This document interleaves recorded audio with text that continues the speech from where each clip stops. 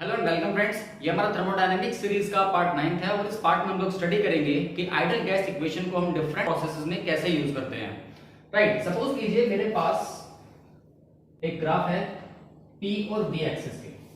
Right, अब एक process है हमारा, ये स्टेट 1 है और ये स्टेट 2 है। तो आइडियल गैस इक्वेशन क्या होती है? आइडियल गैस इक्वेशन होती है हमारी PV is equals to MRT। Right, अब स्टेट 1 के लिए ये इक्वेशन क्या होगी? P1 V1 is equals to MRT1 और स्टेट 2 के लिए इक्वेशन क्या होगी? P2 V2 is equals to MRT2। Clear है? अब इन दोनों इक्वेशंस को हम कैसे लिख सकते हैं?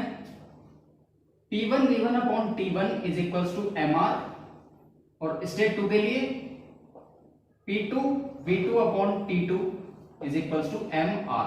यहां पर M मास है और R गैस कांस्टेंट है। राइट, और ये दोनों वैल्यूज क्या हैं? कांस्टेंट वैल्यूज हैं। तो हम इसकी वैल्यू ये है और इसकी वैल्यू ये है और ये दोनों सेम है, तो हम लोग कह सकते हैं P1 V1 upon T1 is equals to P2 V2 upon T2। अब इस इक्वेशन को हम लोग एक बेसिक इक्वेशन मानते हैं और देखते हैं कि वेरियस प्रोसेस में हम लोग इसको कैसे यूज करते हैं। तो सबसे पहला प्रोसेस हम लोग लेते हैं constant pressure process. Pressure constant, इसको हम लोग क्या बोल सकते हैं? Isobaric process. Isobaric process guys क्या होगा? कोई एक कंटेनर है, राइट, उसमें कांस्टेंट प्रेशर है और हम लोग उसका वॉल्यूम बढ़ा रहे हैं या फिर उसमें कोई हीट ऐड कर रहे हैं, लेकिन प्रेशर कैसा रहेगा? कांस्टेंट रहेगा। राइट, अब इस प्रोसेस के लिए हम लोग इस इक्वेशन को देखेंगे, P1 V1 upon T1 is equals to P2 V2 upon T2। यानी कि पूरे प्रोसेस में स्टेट 1 से लेकर स्टेट 2 तक क्या होगा? प्रेशर कांस्टेंट होगा। तो P1 is equals to P2 हो जाएगा। राइट, तो P1 P2 दोनों कैंसिल आउट हो जाएंगे। क्यों? क्योंकि P1 इक्वल है P2 पे। मैं इस इक्वेशन को कैसे लिख सकता हूं? V1 upon T1 is equals to V2 upon T2।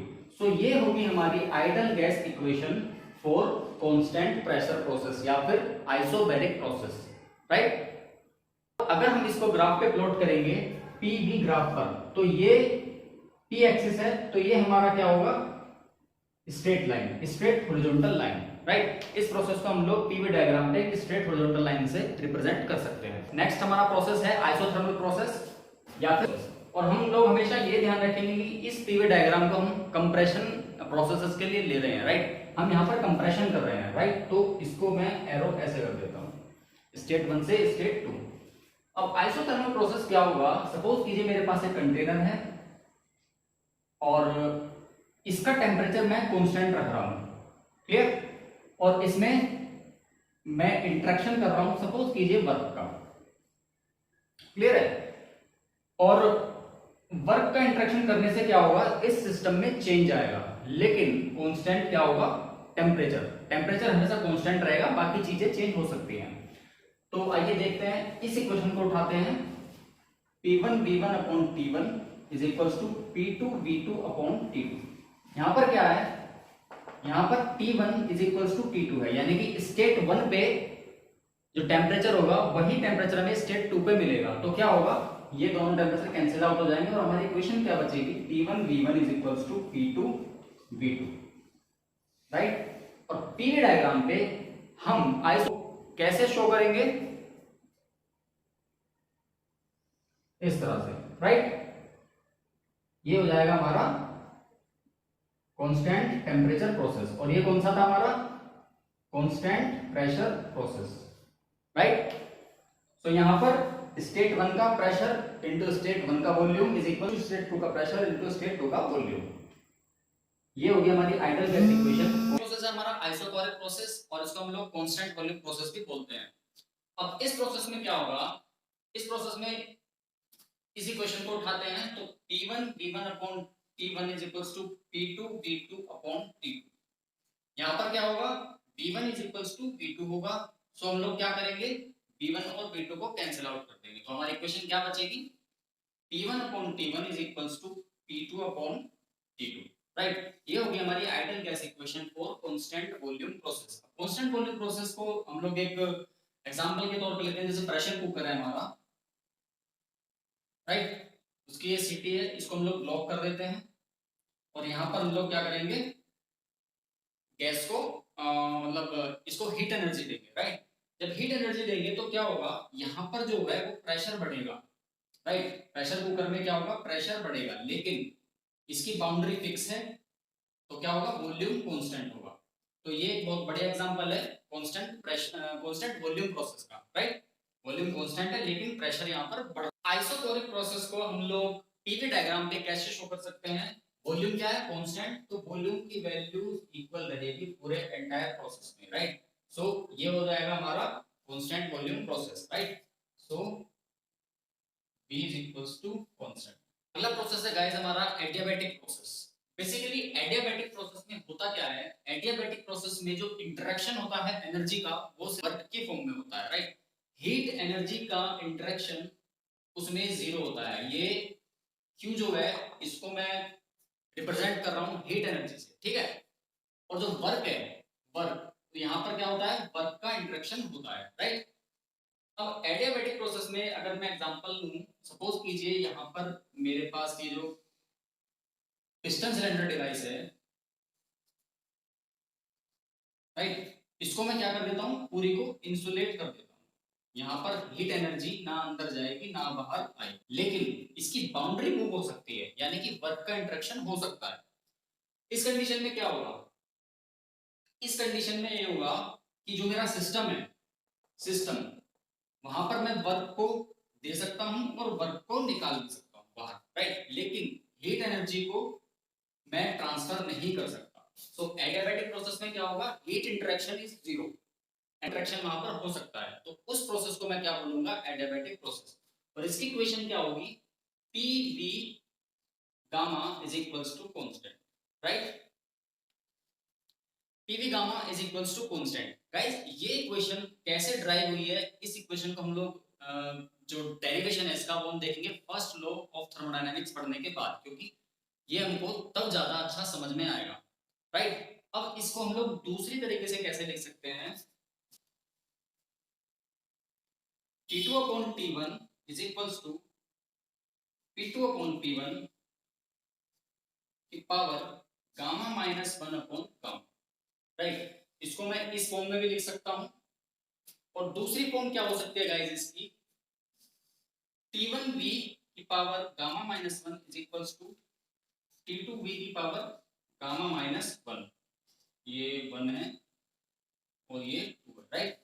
So T1 V1 की power gamma minus 1 is equals to T2 V2 की पावर गामा माइनस 1। मैं इन तीन इक्वेशंस को अपने क्वेश्चंस में यूज कर सकता हूं अगर मेरा प्रोसेस एडियाबैटिक प्रोसेस आता है तो, राइट। और इसको मैं पीवी डायग्राम पे कैसे रिप्रेजेंट कर सकता हूं, like this, adiabatic process, clear. अब गाइस अगर हम बात करें कि एडियाबैटिक प्रोसेस में मैं हीटिंग और कूलिंग कैसे कर सकता हूं, यहाँ पर हीट इंटरेक्शन तो हो नहीं रहा, लेकिन मैं इसको हीट और कूल कैसे कर, तो उसका एक एग्जांपल यही है कि पूरी तरह से इंसुलेशन है, यहाँ पर हीट ना आ सकती है ना जा सकती है, लेकिन अगर मैं प्रेशर को बढ़ा रहा हूँ, राइट, कंप्रेस करता हूँ, तो क्या होगा, कंप्रेशन होने पे क्या होता है, हमारे सिस्टम में, हमारी गैस में जो है वो एनर्जी बढ़ती है, तो वो क्या होगा, इसका अल्टीमेटली हीटिंग हो जाएगी, जो सिस्टम होगा उसकी अल्टीमेटली हीटिंग हो जाएगी, उसका टेम्परेचर इंक्रीज हो जाएगा। सो अगर मुझे कूलिंग करनी है तो मैं क्या करूंगा, उसको एक्सपेंड कर दूंगा। एक्सपेंड होने पे क्या होगा, उसका जो हीटिंग है वो कम हो जाएगी या टेम्परेचर जो होगा वो कम हो जाएगा, राइट। सो इसको मैं बोलता हूं adiabatic heating and adiabatic cooling, ये दोनों प्रोसेस होते हैं। अगर बिना इंसुलेशन के मेरे को एडियाबैटिक हीटिंग और एडियाबैटिक कूलिंग करनी है तो कैसे करूंगा, सपोज इंसुलेशन नहीं है, सिंपल पिस्टन सिलेंडर है, तो या तो मैं इसको बहुत ही फास्ट कंप्रेस करूंगा या बहुत ही फास्ट इसको एक्सपेंड करूंगा कि हीट को इंटरेक्ट होने का टाइम ही ना मिले, राइट। उसमें क्या होगा, हम लोग कह सकते हैं कि हमारा एडियाबैटिक हीटिंग या एडियाबैटिक कूलिंग हुई है विदाउट इंसुलेशन, और ये आई थिंक प्रैक्टिकली ये पॉसिबल नहीं है। क्लियर? तो अगर इंसुलेशन है तो मैं फास्ट प्रोसेस को फास्ट भी कर सकता हूँ और स्लो भी कर सकता हूँ, उसमें दोनों मेरी एडियाबैटिक हीटिंग और एडियाबैटिक कूलिंग हो सकती है। राइट गाइस, हमारा नेक्स्ट थर्मोडायनामिक प्रोसेस है पॉलीट्रोपिक प्रोसेस। पॉलीट्रोपिक प्रोसेस क्या है? जैसे कि नाम इंडिकेट कर रहा है पॉली, यानी कि मोर देन वन। अब इसमें क्या होगा, इसमें सपोज कीजिए कंप्रेशन भी हो रहा है, ये पिस्टन सिलेंडर डिवाइस है, इसमें कंप्रेशन भी हो रहा है, एक्सपेंशन भी हो रहा है, यानी कि वर्क इंटरेक्शन हो रहा है, और हीट भी इसमें इंटरेक्ट कर रही है, हीट जा भी रही है और आ भी रही है। राइट, इसमें हीट और वर्क दोनों का इंटरेक्शन होगा, तो वो क्या होगा, पॉलीट्रोपिक प्रोसेस होगा। सो इसकी इक्वेशन क्या होगी, P V N is equals to constant. N क्या है? एन है हमारा पॉलीट्रोपिक इंडेक्स, राइट, और गामा क्या था, एडियाबैटिक इंडेक्स, ये कांस्टेंट वैल्यू होती है। अगर मैं पॉलीट्रोपिक प्रोसेस की बात करूं तो इस प्रोसेस से हम लोग कोई सा भी प्रोसेस निकाल सकते हैं, constant pressure, constant temperature, constant volume, या एडियाबैटिक प्रोसेस। राइट, और हम लोग अल्टीमेटली कह सकते हैं कि ये प्रोसेस जो है हमारा वो रियल प्रोसेस है। राइट, जो हमारी रियल लाइफ में प्रोसेस चलता है वो चलता है कौन सा प्रोसेस, पॉलीट्रोपिक प्रोसेस, क्योंकि यहाँ पर हीट का भी इंटरेक्शन है, वर्क का भी इंटरेक्शन है। राइट, अब देखते हैं कि हम दूसरे प्रोसेस को इस प्रोसेस से कैसे निकाल सकते हैं। सपोज कीजिए n की वैल्यू क्या है, 0। सो यहाँ पर मैं n की वैल्यू 0 पुट करता हूँ, PV0 is equal to C। Ultimately ये क्या आ जाएगा, प्रेशर कांस्टेंट प्रोसेस, यानी कि प्रेशर अगर कांस्टेंट है तो n की वैल्यू क्या होगी, पॉलीट्रोपिक इंडेक्स की वैल्यू क्या होगी, 0, n is equal to 0। Right, अब अगर मैं बात करूं n की वैल्यू 1 की, तो P V की power 1 is equals to constant. So ये हमें क्या शो कर रहा है, यहाँ पर हमारा टेम्परेचर जो है वो कांस्टेंट दिखा रहा है। राइट, यानी कि अगर n की वैल्यू में 1 रख देता हूं तो हमारा टेम्परेचर जो है कांस्टेंट, यानी कि वो हमारा हो जाएगा आइसोथर्मल प्रोसेस। सो यहाँ पर n की वैल्यू क्या हो जाएगी, 1। अब नेक्स्ट प्रोसेस पे चलते हैं। मैं n की वैल्यू n रख देता हूं तो सिंपल वो मेरा प्रोसेस कौन सा प्रोसेस हो जाएगा, पॉलीट्रोपिक प्रोसेस। तो पॉलीट्रोपिक प्रोसेस को मैं कैसे शो कर सकता हूं, यहाँ पर। सो n की वैल्यू यहाँ पर क्या है, n। राइट, अब अगर मैं बात करूं n की वैल्यू अगर मैं गामा रख देता हूं, राइट, तो PV gamma is equals to C हो जाएगा, जो कि क्या है, एडियाबैटिक प्रोसेस की इक्वेशन है।